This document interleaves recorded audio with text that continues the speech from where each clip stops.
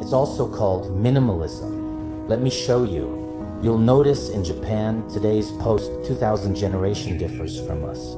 Back then, we were post-70s, 80s, even some 90s. We were in the second or third era of consumerism and loved brands. But now, people wear Zara, Uniqlo, and nowadays it's Shein. You can't change this trend. But that's just the reality. Social consumption habits are changing, and young people are embracing this. My own child is the same. My son doesn't chase fashion. He's willing to buy Zara, Shein, or Uniqlo. This shows this generation's consumption habits belong to the fourth era. For them, as long as it's comfortable and fits their personal style, that's enough. They emphasize quality and have their own value judgment. They don't need brand logos to guide choices, so many changes are happening. Those who get it right succeed. So why did Shein succeed? Shein wasn't originally a brand. It was a supply chain.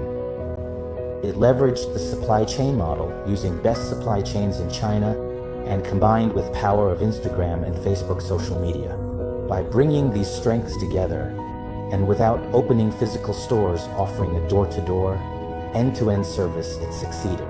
At least it recognized changes in the consumer market and demographic shifts and seized a historic opportunity. This company isn't new. Did you know that? In the past, it had already been in China. Xiaosu had been working on the supply chain for over a decade and had never made any money. Suddenly, because they made the right connections and understood things correctly, the world changed. First, it was about understanding, knowing how to do supply chain, but more importantly, it was about grasping the concept of social e-commerce, that is, the monetization attribute of product socialization. So they used Facebook, Instagram, and KOC, not KOL. He leveraged consistent cost performance. Basically, when 10 people arrive, most use the product, right? It solves problems, it's fast, efficient, and there's no need to open a store, not a single store. It's door-to-door, end-to-end, and the company solves sales issues through KOC. So how could it not succeed? Extremely cheap, plus the pandemic gave it a boost. People just look at pictures and buy.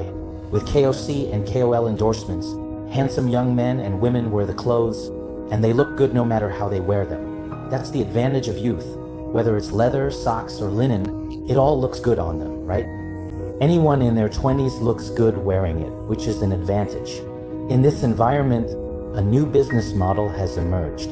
Recently, new players have beaten Uniqlo, H&M, and Zara, as they don't need physical stores. If your model is traditional, you're out of luck.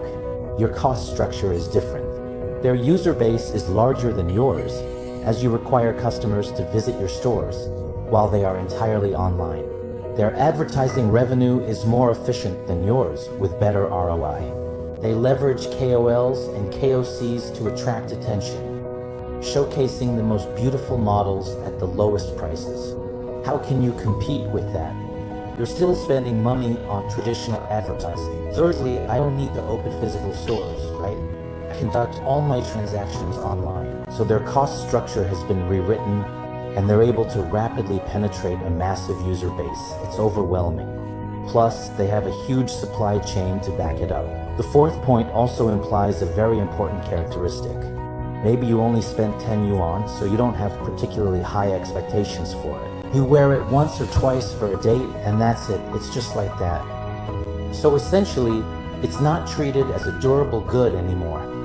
It's become a fast-moving consumer good, turning clothing, which used to be a durable product, into a fast fashion item is a huge transformation. I'm probably the only one in the world who has noticed this. I was the one who observed it. If you look at any research on Shein, no one realizes that Comrade Su's most important achievement was changing the positioning of clothing as a durable good, turning it into a fast-moving consumer product. This is extremely significant. When something costs 10 or 5 yuan, after buying it, consumers perceive it as disposable. They don't truly care. When they don't care, it means little purchasing power is needed, and decision pressure is much lower. But if you buy something like Prada or Dior, You have to take care of it, put it in a protective cover, and treat it very formally, right? You might wear it for 10 years, and even after 10 years, you can still sell it on a secondhand website. But with this kind of thing, you can't even sell it online. You can only wear it a couple of times before it's done, right?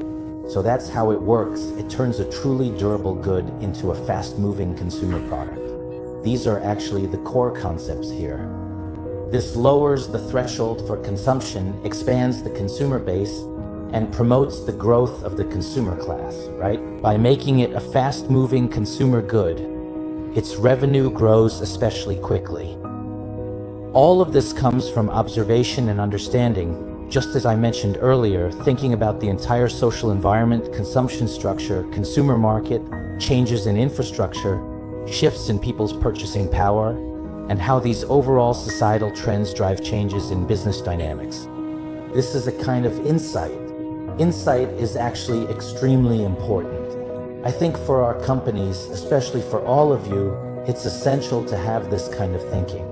The changes that come from deep reflection are very meaningful and valuable. This is what we call business innovation.